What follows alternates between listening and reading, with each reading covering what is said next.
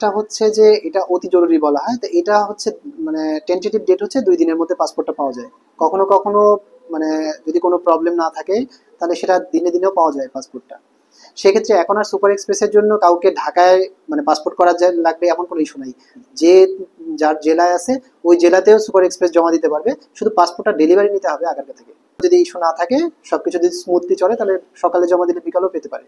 সম্ভব এখন যাদের, এখন কিন্তু আপনার সুপার এক্সপ্রেস সিস্টেম চালু করা হয়েছে যেটাতে 2 দিনের মধ্যে পাসপোর্ট পাওয়া সম্ভব। এটা অনেক সময় একদিনেও সম্ভব। অনেকের আর্জেন্ট ইস্যুটা আসলে মানে তার প্রয়োজন অনুসারেই তৈরি করা। সো যখন যার প্রয়োজন সে অনুযায়ী সে সুপার এক্সপ্রেসও করতে পারবে, কোনো প্রবলেম নেই। সেটা সকল জায়গায় মানে বাংলাদেশের যে কোনো জায়গায় সে আবেদন জমা দিতে পারবে, শুধু পাসপোর্টটা রিসিভ করতে হবে একার থেকে। এটা সকল নাগরিকের জন্য যার প্রয়োজন, কারণ এক একজনের প্রয়োজন এক এক রকম। এখন পলিসিগুলোকে অনেক বেশি সহজ করেছে এবং ইউজার ফ্রেন্ডলি করেছে, যে কারণে আসলে পাসপোর্টগুলো অনেকগুলো সহজে পাওয়া যাচ্ছে। গভর্নমেন্ট অফ করে দিয়েছে, দ্যাটস ওয়াই এখন পুলিশ ভেরিফিকেশনের আর কোনো ইস্যু নাই। এইটার ক্ষেত্রে এখন আরো দ্রুত পাসপোর্টটা পাওয়া যাচ্ছে। যে গভর্নমেন্ট পলিসিগুলো সহজ করেছে, পাশাপাশি হচ্ছে আমাদের ইমিগ্রেশন পাসপোর্ট অধিদপ্তরের সকল কর্মকর্তা কর্মচারী এখন মানে অত্যন্ত আন্তরিকতার সাথে এবং সর্বোচ্চ এফোর্ট দিয়ে কাজ করার চেষ্টা করছে যাতে আরো পাসপোর্টটা দ্রুত পাওয়া যায়। এটা সকলের ক্ষেত্রে, মানে এটা কারো ইন্ডিভিজুয়াল ইস্যু না। এটা হচ্ছে আমাদের প্রিন্টিং সেকশনটা এখন আমরা, আপনি জানেন যে আমাদের এখন পাসপোর্টটা বাংলাদেশে তৈরি হচ্ছে এবং প্রিন্টিং সেকশনগুলো বাংলাদেশেই হচ্ছে। সো এই সকল কাজগুলো আমাদের ওই সেকশনটা খুবই ফাস্টার কাজ করছে, যে কারণে আমরা এখন দ্রুত পাসপোর্টগুলো হাতে পাচ্ছি এবং আমরা আপনাদেরকে দ্রুত মেসেজটা দিতে পারছি, যে কারণে আপনারা দ্রুত পাচ্ছেন।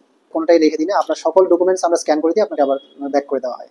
কোনো পেপারস রাখি না, আপনার কোনো মেইন ডকুমেন্টস আমরা রাখবো না, আমরা সকল ডকুমেন্টস স্ক্যান করে দিয়ে আপনাকে আবার ফেরত দিয়ে দিচ্ছি। পাসপোর্ট সাইজের ছবির দরকার নাই, শুধু যদি বাচ্চা 1 থেকে 6 বছরের জন্য হয় তখন তাদের জন্য একটা 3 ইয়ার সাইজের ছবি লাগে, আর অন্য কারোর জন্য কোনো ছবি লাগে না। বিবাহিত হলে যদি তার আগে পাসপোর্ট থেকে থাকে, সেখানে যদি অবিবাহিত থাকে তবে তার কাবিননামাটা শো করতে হয়, কারণ তার ম্যারিটাল স্ট্যাটাসটা চেঞ্জ করার জন্য জাস্ট প্রমাণ হিসেবে এটা রাখতে হয়। শিশুদের পাসপোর্টের জন্য যেমন তার বার্থ সার্টিফিকেটটা লাগবে অরিজিনালটা, সাথে হচ্ছে বাবা মার আইডি কার্ডটা লাগবে। প্রত্যেক পাসপোর্ট শুধু এনআইডি কার্ড হইলে তার পাসপোর্টটা হয়ে যাচ্ছে। যদি তার নতুন আবেদন হয়, সে যদি আমাদের এখানে জমা দেয়, কোনো ভুল তথ্য থাকলে বললে আমরা তখন ইনস্ট্যান্ট কারেকশন করে দিচ্ছি বায়োমেট্রিক হওয়ার পরেও, ফাইনাল সাবমিশন দেওয়ার আগে। আর যদি কোনো পাসপোর্ট আগের পাসপোর্টের সাথে এনআইডি তথ্য গরমিল থাকে, সে নতুন এনআইডি অনুযায়ী আবেদন করলেই হয়। আগের পাসপোর্টটা নবায়নের জন্য নতুন এনআইডির মতো করে অ্যাপ্লাই করলেই হয়। যে এনআইডি কার্ডের জন্য একটা ভেরিফাই কপি সব আমরাই প্রোভাইড করছি, সাথে একটা অঙ্গীকার নামা লাগে, সেটা আমরা প্রোভাইড করছি। পুরাতন পাসপোর্টটা লাগবে আর এনআইডি কার্ডটা লাগবে তার জন্য। সবগুলো ফিটা আসলে অনলাইনে বলা আছে। আপনি যখন অ্যাপ্লাই করবেন ই পাসপোর্টের, অটোমেটিকলি আপনার ফিটা অ্যাসাইন হয়ে যাবে। সো আপনার ফর্মে যে ফিটা অ্যাসাইন হবে আপনি সেই ফিটাই শুধু জমা দিবেন।